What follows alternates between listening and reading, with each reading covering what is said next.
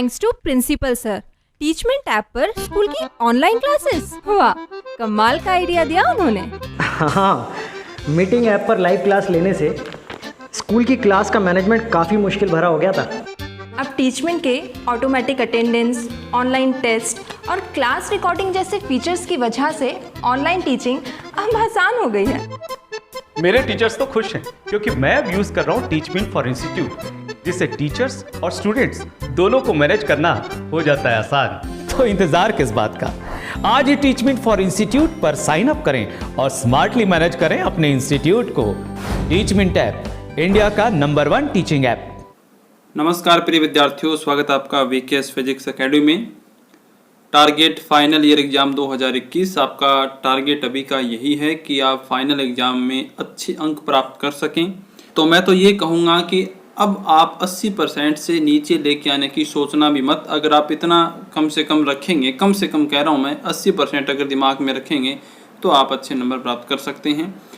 अब समस्या ये आती है कि कुछ टॉपिक ऐसे होते हैं, कुछ सब्जेक्ट ऐसे होते हैं, कुछ पेपर ऐसे होते हैं जो अपने को टफ़ लगते हैं, उनको अपने को पढ़ने का मन ही नहीं करता है। हम जब भी उनका नाम सुनते हैं तो हमें ये महसूस होता है कि यार ये तो हमें याद ही नहीं होता, ये कितना बोरिंग टॉपिक है या बोरिंग पेपर है। जैसे कि स्टैटिकल फिजिक्स है जो बीएससी सेकेंड ईयर में लगती है जनरल में, और बीएससी बीएड के विद्यार्थियों के लिए वो थर्ड ईयर में अप्लाई होती है।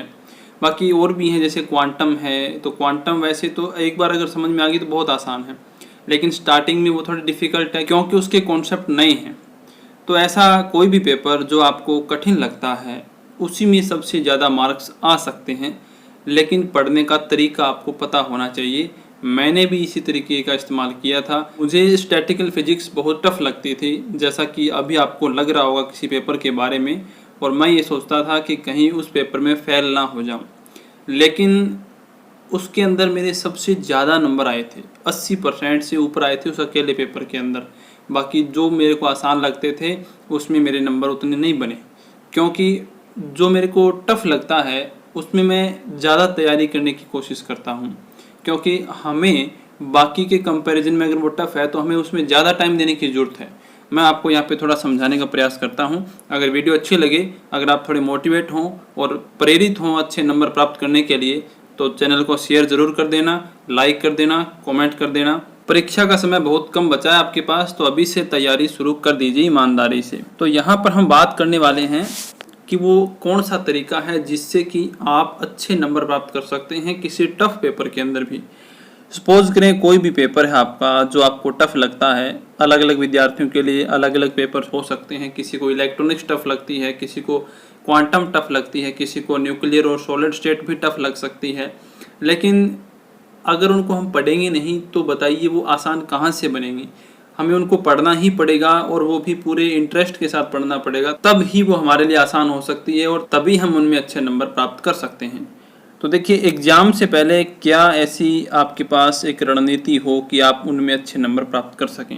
अभी आप इस वर्ष जैसा कि आपको 50% का बोल रखा है, उसके अकॉर्डिंग आपको ऑलमोस्ट 3 यूनिट है वो कंप्लीट करनी है हर एक पेपर की। जो आपको अच्छी लगे वो कर सकते हैं, क्योंकि पूरे पेपर में आपको 50% करना है, तो आपको जो यूनिट अच्छी लगे उसको तैयार करके आप पेपर कर सकते हैं। और इसके बारे में यूनिवर्सिटी की तरफ से और कोई अपडेट आएगी तो हम और बता देंगे।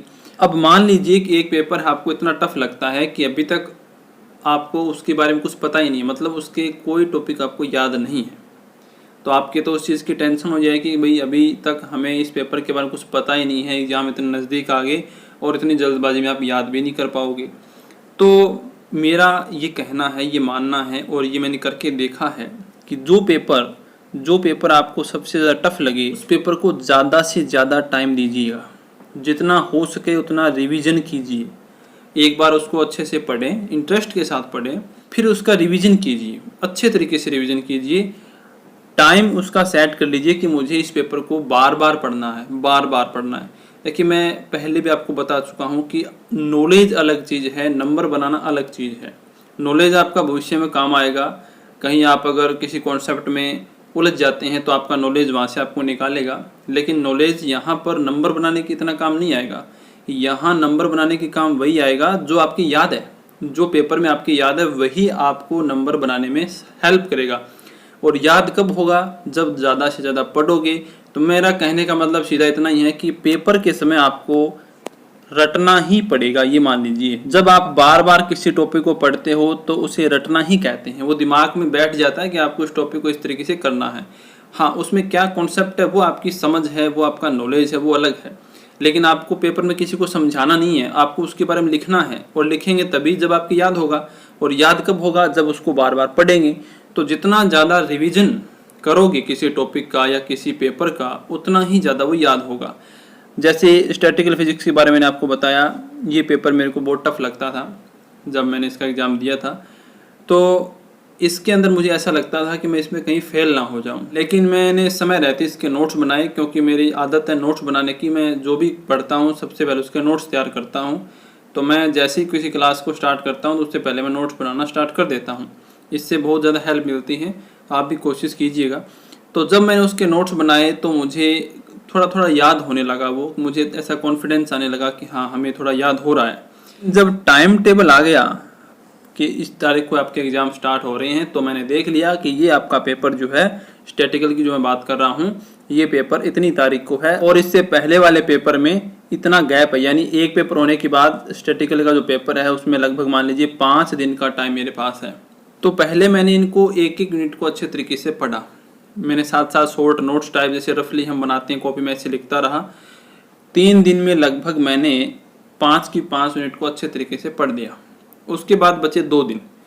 2 दिन के अंदर मैंने क्या किया, इन 500 यूनिट्स का 10 बार रिवीजन कर दिया। 10 बार, जितना हो सके उतना रिवीजन कर दिया।